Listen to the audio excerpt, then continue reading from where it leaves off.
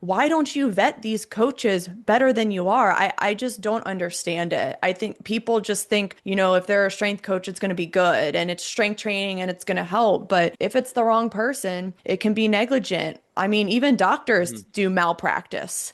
Just Right. because they're an MD doesn't mean they're good.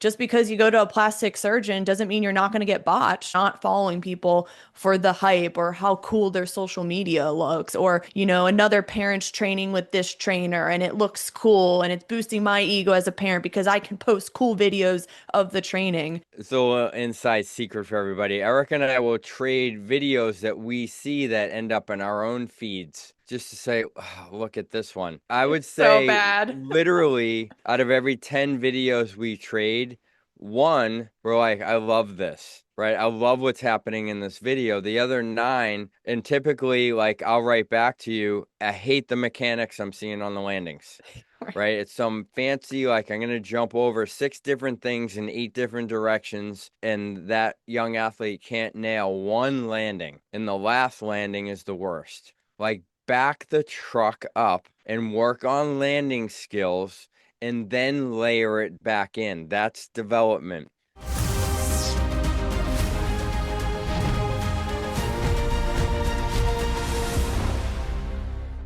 Dave, welcome back to the podcast. Thanks so much for having me. I'm just so grateful to be invited back so often.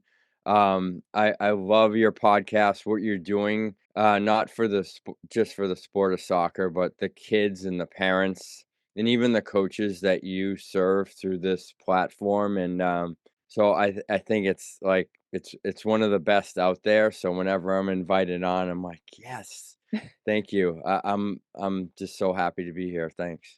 Thank you. I really appreciate that. And actually, it's been 5 years since I started this podcast. Wow, time Yeah. flies, huh? I started it during COVID, and it actually was the Soccer Queens podcast before. And then I rebranded it over a year ago to the Strong Female Athlete podcast because I had a lot of people from other sports listening, and they would always ask, well, does this apply to volleyball or field Mhm. hockey? And I'm like, yes, strength training, recovery, proper nutrition for female athletes is the same across all sports. So I was like, yeah, I do have to rebrand it, even though like some episodes are still soccer focused. People from other sports will still listen and they apply it to what they're doing with their daughter. So it's been really cool. That's awesome. Well, you're doing great work, like I said, so it's like it's an honor for me to be on here when I can. Yeah, it's been really fun, and I'll be honest, like I'm really exhausted right now because I've been trying to get out 2 episodes a week consistently, and it's a lot of work. And I think, from the outside looking in, people are like, oh, you just hop on a Zoom call, hit record, and then upload. But there's so much to it, and I just really want to find the right guests, new guests, repeat guests, and just make sure we're delivering evidence-based information, but also people who have a body of work like you do. I mean, you've been doing this for well over 2 decades working with youth athletes. And I really want to have people with that wealth of experience working with kids on a weekly basis for many years, because I think that anecdotal experience is so important too. Of course, applying the research along the way, but yeah, it's you would think it's easy to get guests, but it's really hard. I think that's probably the hardest part of all of this.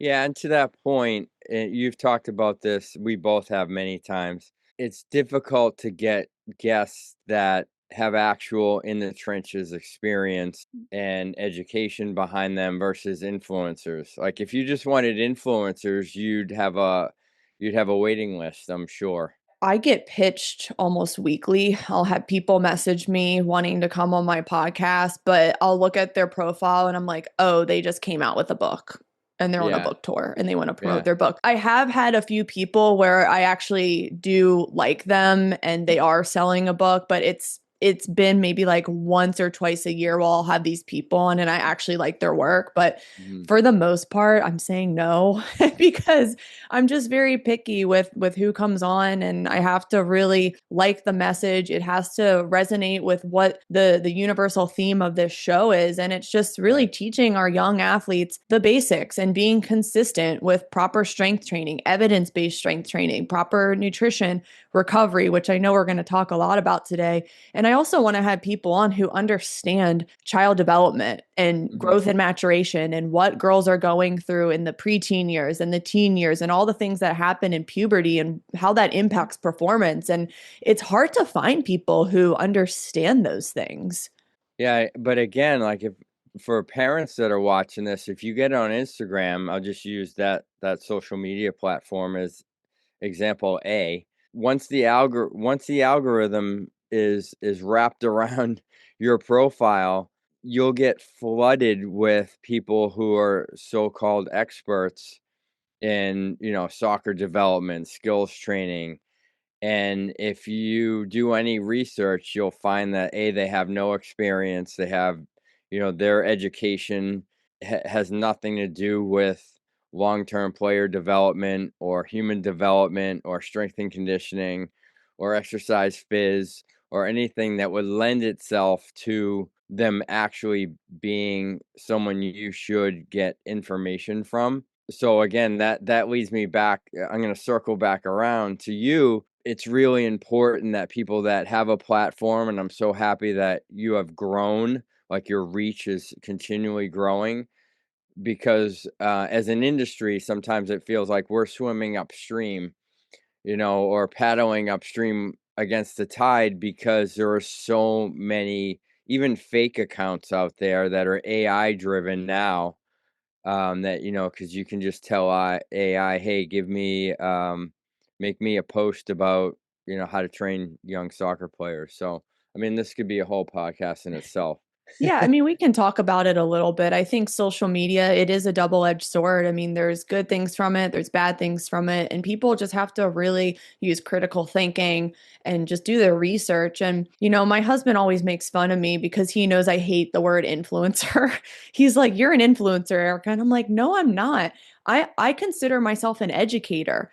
I Hmm. want to educate sports parents on what quality training is. And whether you work with me or Dave or not, I just want people to find someone in their area who understands child development and female athlete growth and maturation, who actually coaches proper technique on jumping and landing, and who's not just making Hmm. posts to go viral." And I don't know about you, Dave, but I've stopped posting a lot of my training videos because I don't want people to hire me for that. I want them to hire me for like the education and the information I'm putting out and not some hype reel of my athletes doing crazy exercises. And I Hmm. honestly hate that I have a ton of followers on my Instagram. I honestly got them from one viral post a few years ago when I was like bashing all these acronyms and clubs like MLS Next and Hmm. GA, and I'm like, I don't understand all these acronyms. So that post went viral and I just got a bunch of followers from that. But I don't want people to hire me for my following. I want people to hire me because I have done this for many years. I understand female athlete development. And I think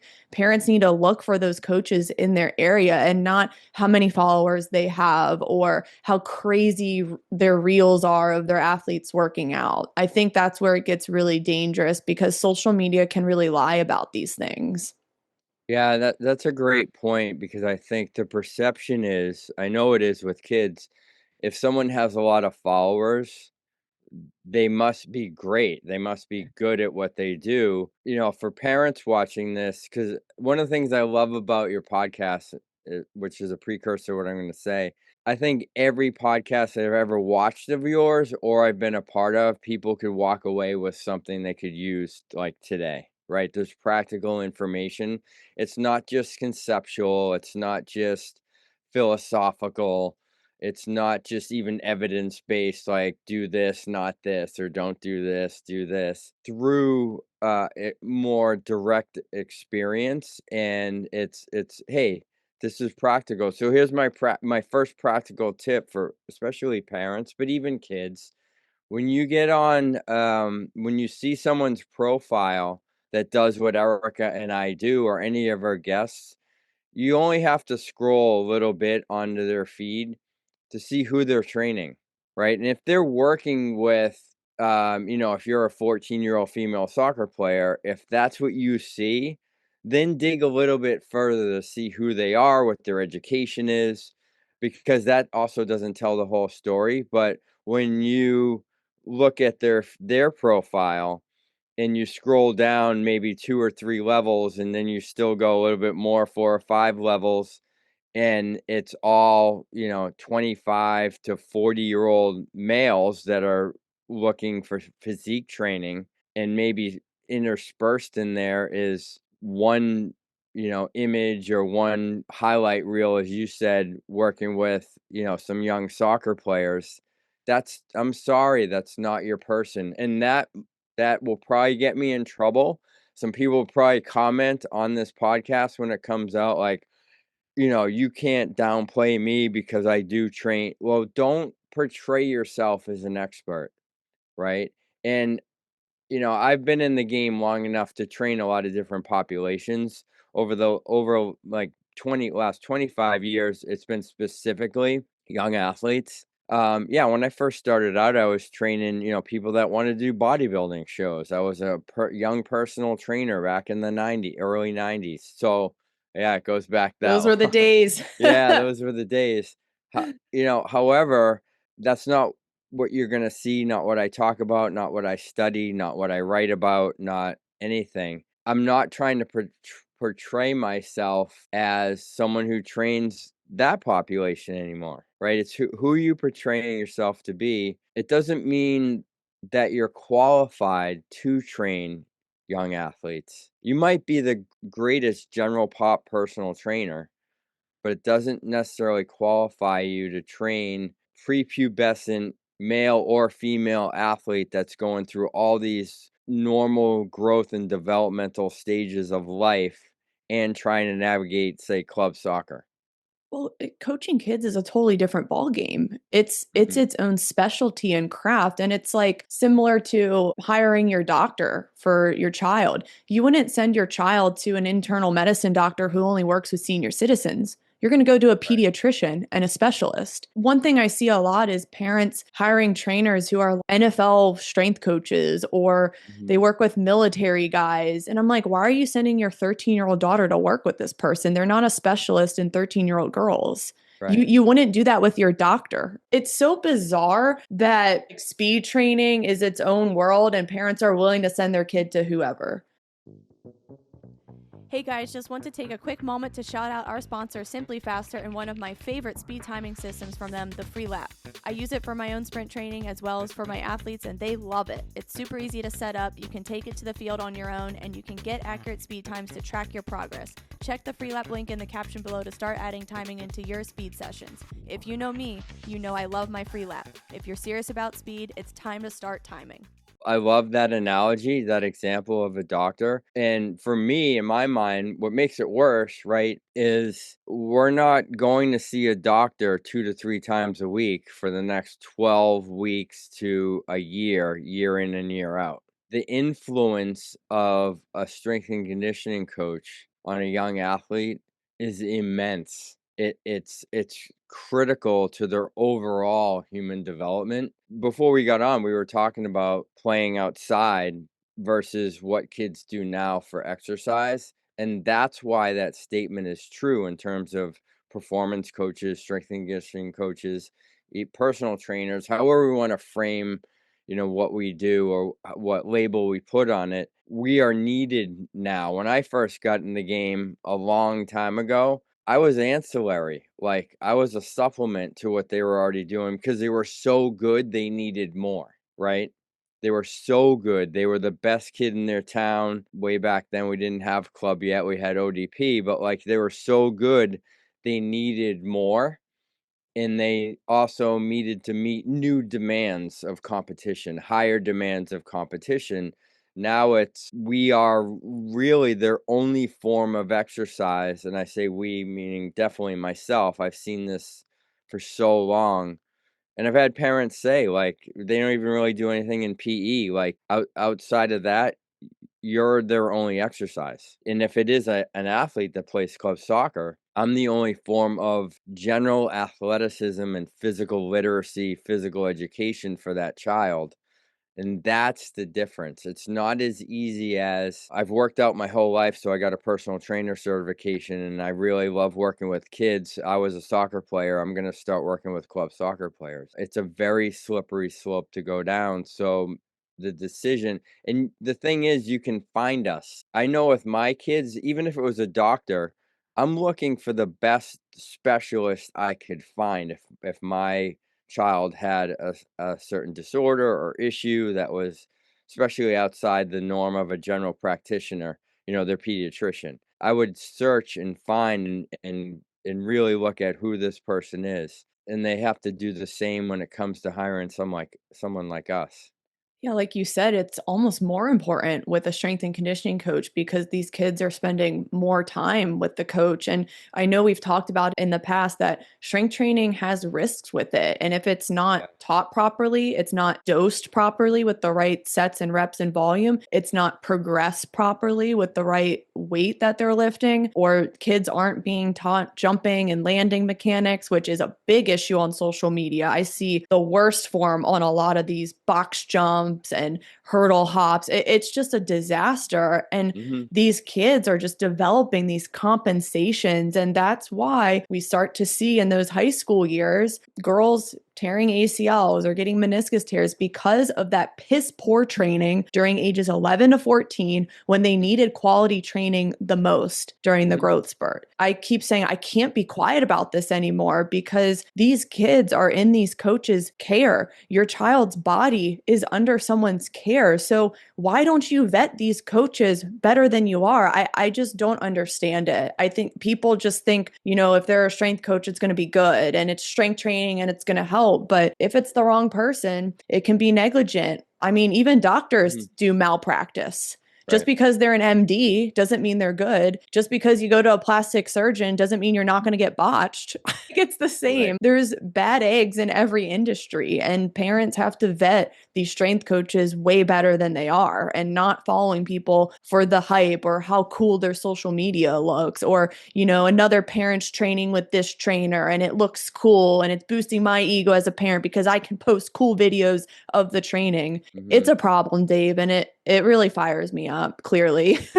Clearly, it does myself as well. I mean, it's a little inside secret for everybody. Eric and I will trade videos that we see that end up in our own feeds just to say, "Oh, look at this one," right? And I would So say bad. literally out of every 10 videos we trade, one, we're like, I love this, right? I love what's happening in this video. The other nine, and typically, like, I'll write back to you, I hate the mechanics I'm seeing on the landings, right? It's some fancy, like, I'm going to jump over 6 different things in 8 different directions, and that young athlete can't nail one landing, not one.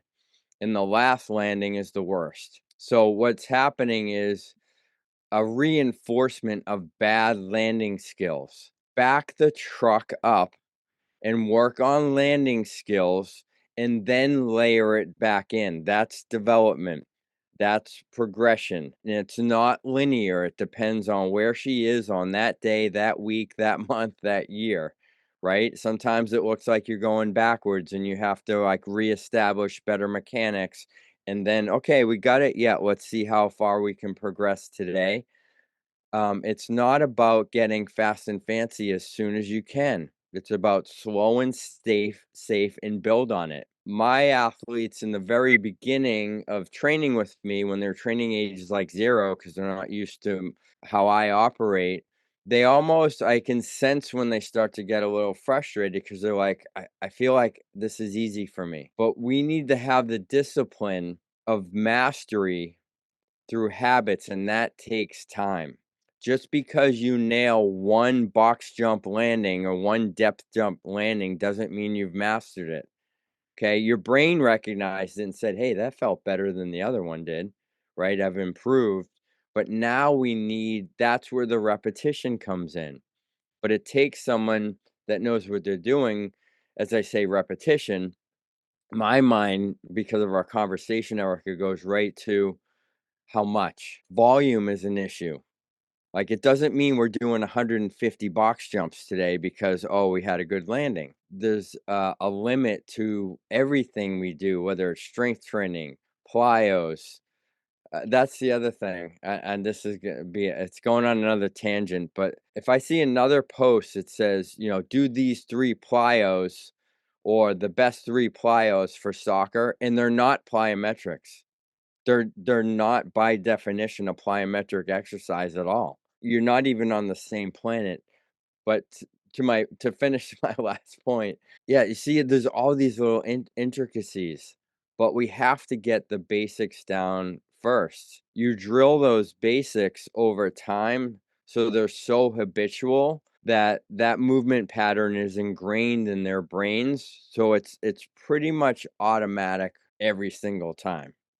Dave, those videos we send back and forth, a lot of it is the plyos I have a problem with because, Yeah. well, that's how ACL tears happen. It's a Mhm. wrong plant. It happens during a deceleration movement, and it's nails on a chalkboard when I see jumping and landing drills not coached properly. Mhm. It's so painful. And another thing that we go back and forth on is the amount of weight some of these kids are lifting with poor form. I Mhm. see super heavy back squats, and these girls, they can't get full range of motion, or their trunk is totally collapsing and hurting their low back, and they're dipping up with their hips and using their spine to come up from the bottom position of the squat. And they have 100 pounds on their back. And I'm just like, why are you doing this? Why are you posting this? This kid is not, they clearly can't do the exercise. With my athletes, I have them start with front goblet squats first, full range of motion, butt to heels. And you have to be able to do that with, I just changed my rules. You have to be able to do that above 85 pounds in order for me to let you back squat with a barbell on your back. It's just, the process is so much slower and there's more discipline involved, but I'm not willing to compromise good form for someone just to put a heavy barbell on their back and then to post it to go viral. I mean, it's just, Right.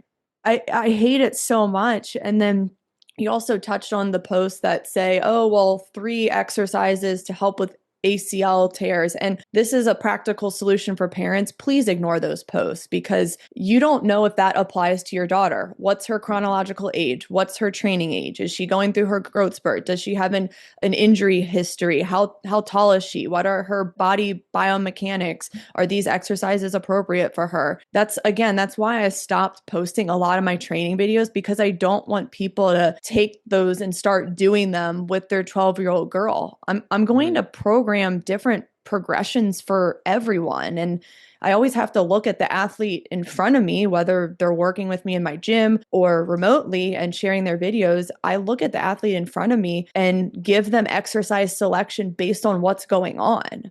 So Mhm. parents, don't follow a workout circuit on Instagram or TikTok and have your daughter start doing these ACL prevention drills of someone doing wide skater hops or bounds. Maybe that's not an appropriate starting point for your daughter. So, practical tip, ignore all those, well, 3 exercises for this. Just ignore all of it. I love what you just said there. And what I want to add as a caveat, just to give perspective to parents that are watching this, and again, even kids or soccer coaches that, with the best intentions, they're going to start, doing some sports performance training with their teams or their kids as well.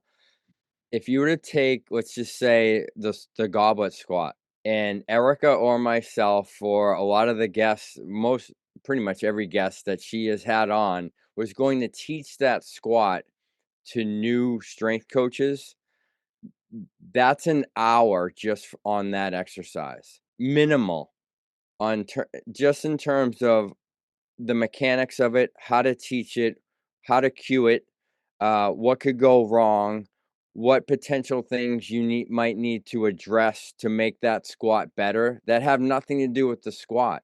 We might have to look at ankle mobility. We might have to look at just their squat pattern because they're in the middle of a growth spurt in their femur. So their thigh bone, for laymen out there, their thigh bone looks like it's twice the length of their shin bone, right? They're just in that giraffe stage, that newborn giraffe stage of development. Maybe loaded squatting isn't the best thing for them to do. They need to work on natural mobility through body weight squatting, lunging patterns, deep squatting, with movement just to open up their knees, hips, and ankles on a continuous basis. Isometrics, you're right. My point is there might be 10 other exercises we need to back up and do to get to a lightweight goblet squat with good form. It's not just, hey, I always say this, goblet squat by itself is a great exercise for the right kid at the right time. It's not a catch-all. It's not, if you want strength as a soccer player, you should be doing goblet squats, split squats, and deadlifts. By themselves, they're great exercises. You just said it best, actually. I don't know what your kid needs because I'm not in front of them. I haven't met them. I haven't done an intake. I haven't done a physical assessment on them. I don't know their injury history. I don't know any of it. So for anyone to get on and say, do these 3 things, if you want soccer speed, if you want soccer strength, scroll, like, just get off Instagram Ignore. or TikTok, ignore. Or if it's like for ACL prevention, no. Yes. ACL Yeah. prevention is not a 30-second reel you find on social media. It's a program, a customized, individualized program with a professional. You mean it's not 3 sets of 10 body weight hip lifts, standing on one leg for 30 seconds Skate hops. and skate hops? That's not it. No. Yeah, Yeah. I think again, parents listening, you need to work with someone. We can be found. I'm sorry to cut you off. That's the thing. It's like we have to be diligent as parents. I'm a parent, so I can say that, right? We have to be diligent.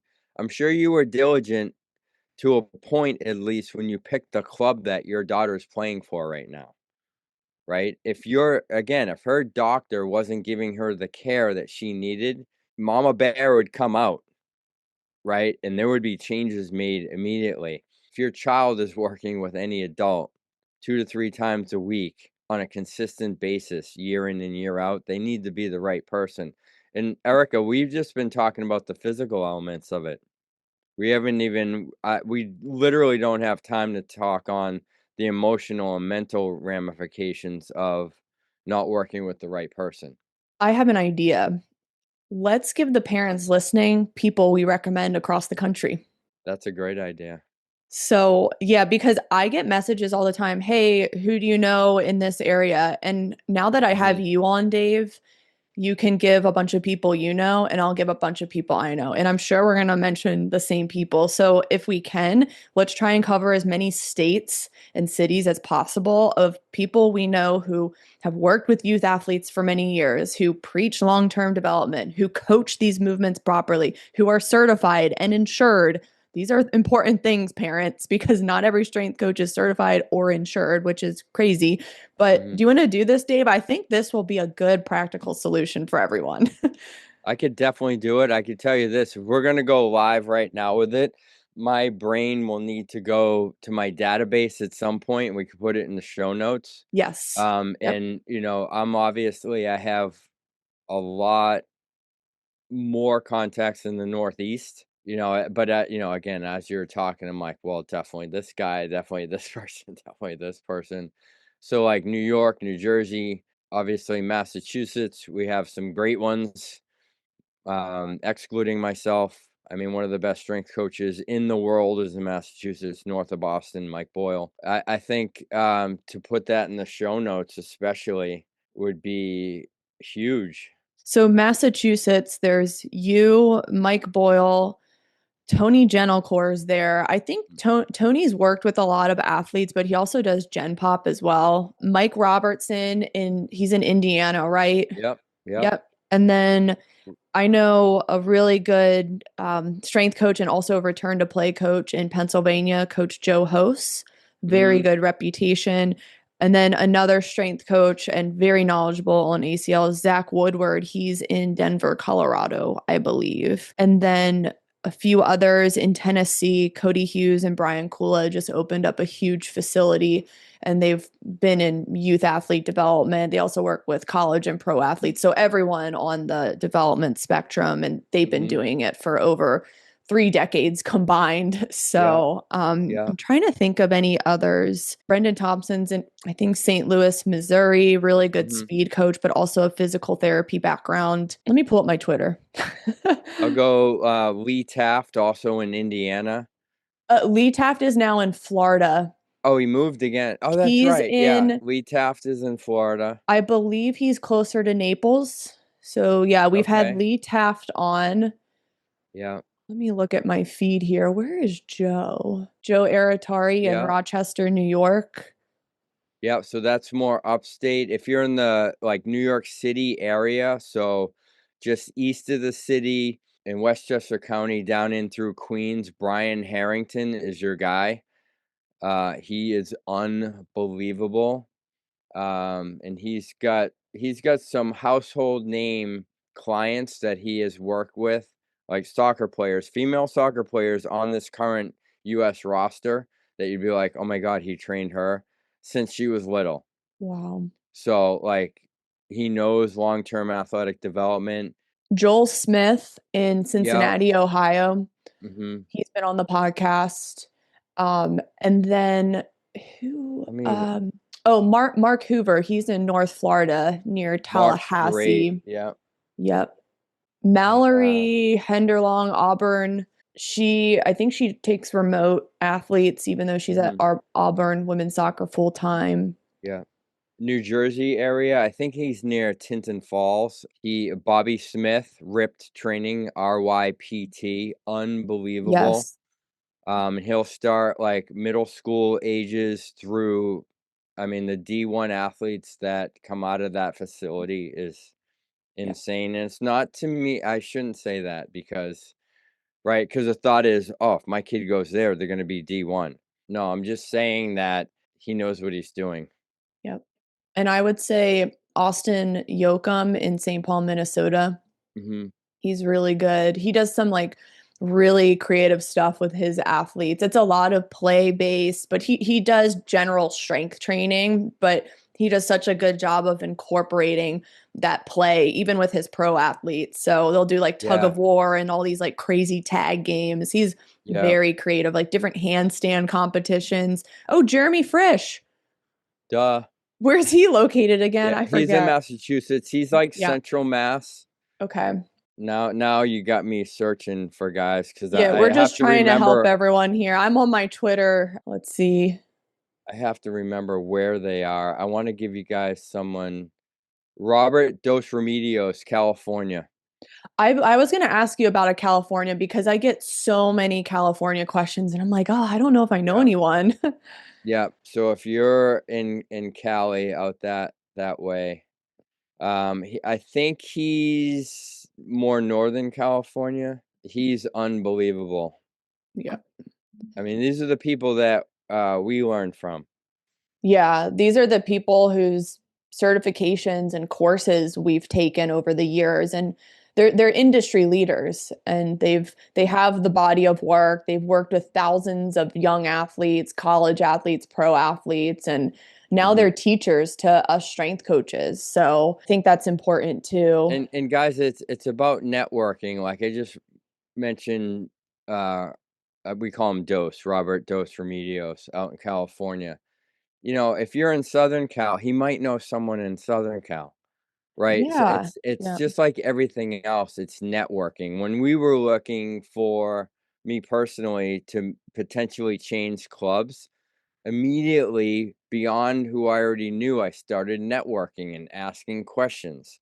If, my son is at this age, who's the coach at this club? Do you know them? Do you have any contact?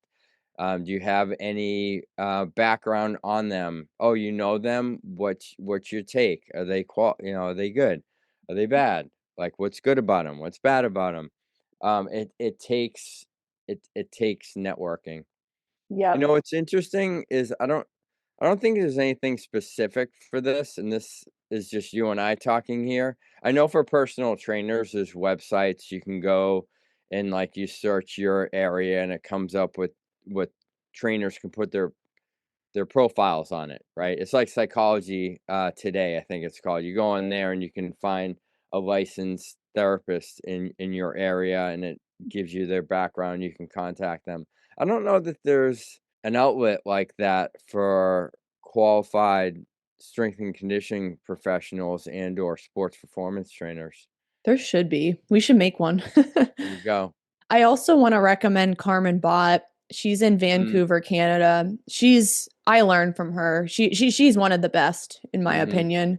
She is very well studied. She's also a professor of kinesiology, so she's in the academic world of this, but she's also trained young athletes mm-hmm, for over 30 years. She works with professional lacrosse players, soccer players. So she's a big long-term athletic development person. mm-hmm. So, yeah, all these people we listed are long-term athletic development people. They understand each step of the way in an athlete's journey and age appropriate training, the proper progression. We didn't list one person who's like a quick fix person who Mm-hmm. doesn't know anything about long-term development. They truly develop their athletes. Right. So I think we gave a good list. Is there anyone else you can think of? There is, and I'm trying to figure out where he is in the country so I don't say one thing. Jim Kilbasso is in Yeah, Detroit, Michigan area. love Jim. Yeah. Impact is the name of his gym. I think he has a couple locations. And the other thing about these trainers is if they have a bigger facility and they have coaches, those coaches have been trained by them. Yes. Right. So if you don't get them, like with Jim, he's tough to get in with. Right. Same thing with Mike Boyle. But their staff, I mean, the training their staff goes through to even be hired is insane. If you can't have Jim, his staff is very well versed in what needs to happen. They do a lot of soccer up in the Detroit area as well. There's one more. Coach Oriana, I've had her on my podcast. I forget where she's located, but she specializes in female athletes. Maybe Another one that is in the Worcester area of Massachusetts, so kind of central Mass, is Paul Reynolds. Another great guy, unbelievable human being who understands long-term athletic development. Ohio, I think she's in Ohio, Julie Hatfield, Oh who's yeah. one of the primary people in the International Youth Coaching Association.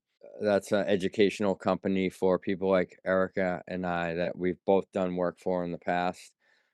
Julie's amazing. Coach Oriana is in Alabama, Tuscaloosa, Alabama, and she specializes in female athlete training. So mainly she has a small studio, so you'll get very individualized attention. Hmm. So, and that's another thing, Dave, as we wrap this up. I think it's important your athlete gets the most individualized attention they can, even if it is group training. So, if you decide on a bigger facility, like a Kula Sports Performance, for example, just make sure the coach to athlete ratio is at least 1 Hmm. to 10. If it's 1 to 30, that's not good. Right. They won't be able to supervise any of these kids. Right. And Yep. then if you want to opt for a smaller studio where your athlete is maybe working out with a few others, that's also great too. A lot of kids thrive in that environment as well. Dave and I have downsized personally, and it's been so much better. But if Hmm. you do opt for the big facility, one coach for every 10 athletes is ideal. You don't want Hmm. it to be more than that because your kid is not going to really be coached on form that well. Yeah, there, like I said before, when we were just talking about the goblet squat, right? There's so many things to take into consideration. So when we were really cranking in my gym, if we had a group of 20, there were four of us on the floor. That was like my max for that environment. If we're running like a speed and agility clinic, we could do 100 kids with four of us, but that's an intro, right? That's an intro and it's a one-off, but like for consistent strength and conditioning and what it really takes, the ratio has to be smaller.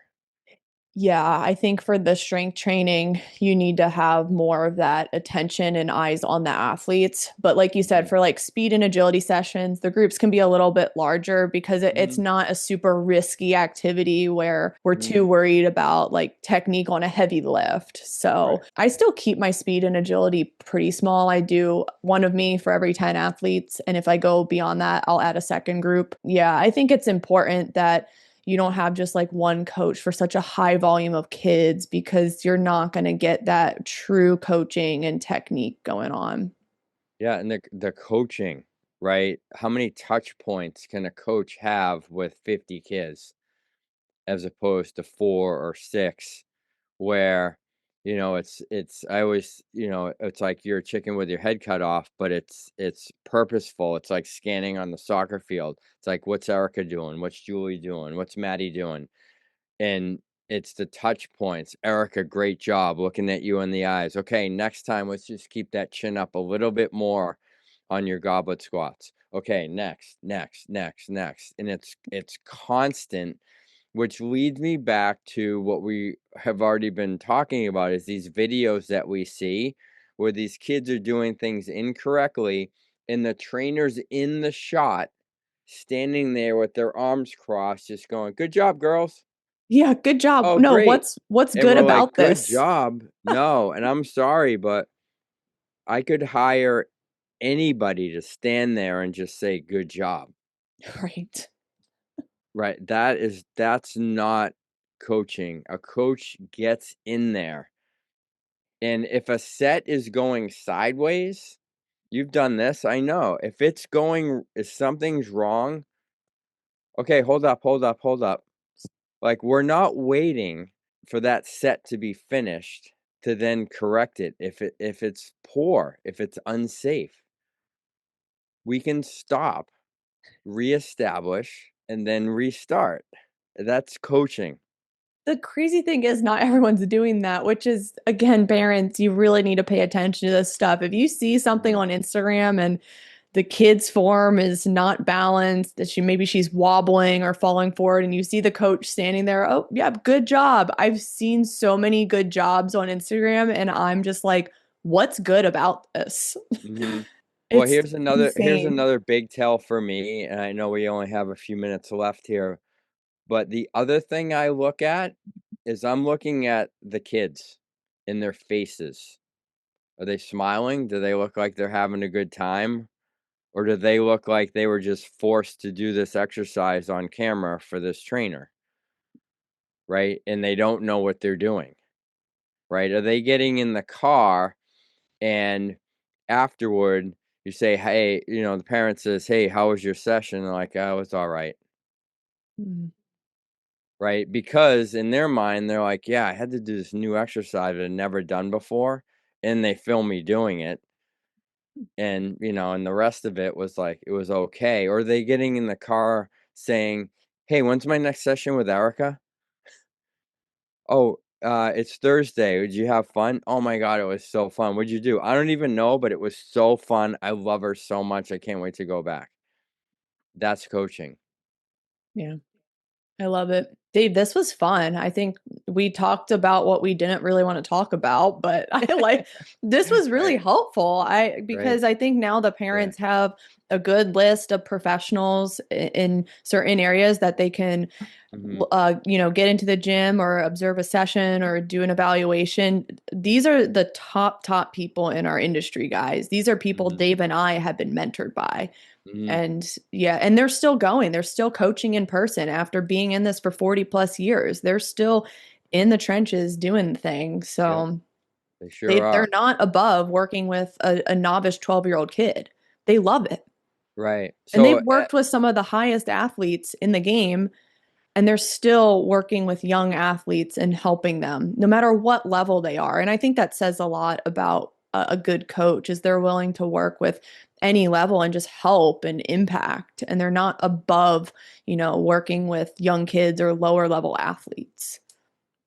I love that you said that. And again, I know we're running out of time, but Yeah. it's parents, it's really easy for us to work with a kid that is already D1 quality when they're a junior in high school. And we're just fine tuning things and making sure they're as safe as possible. We're really helping a lot with recovery and regeneration.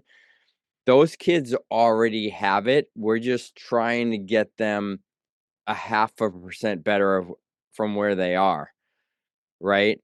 But taking a kid that's really struggling through puberty and growth spurts and not knowing who they are anymore and going through a self-efficacy and like, why is Erica faster than me now? She wasn't last year. And why does she have dark hair? And I like that whole like, who the heck am I? And I don't feel like this is my body anymore. I feel like I'm out of control. I feel like I'm not fast. I feel like I'm slow and everything's labored.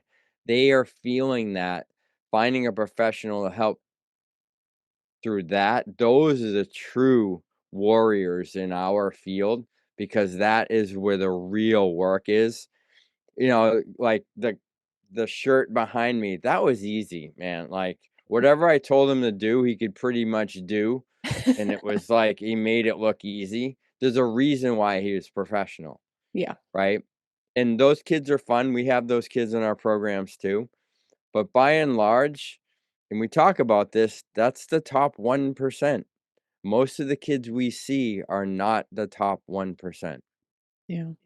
So, And it's amazing. I love working with all those kids. It's my favorite. I just love teaching. And I think yeah.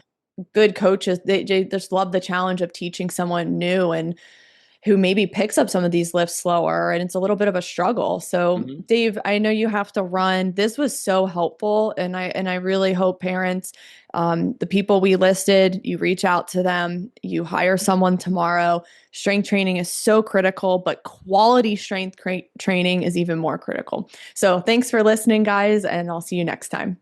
Thanks, guys.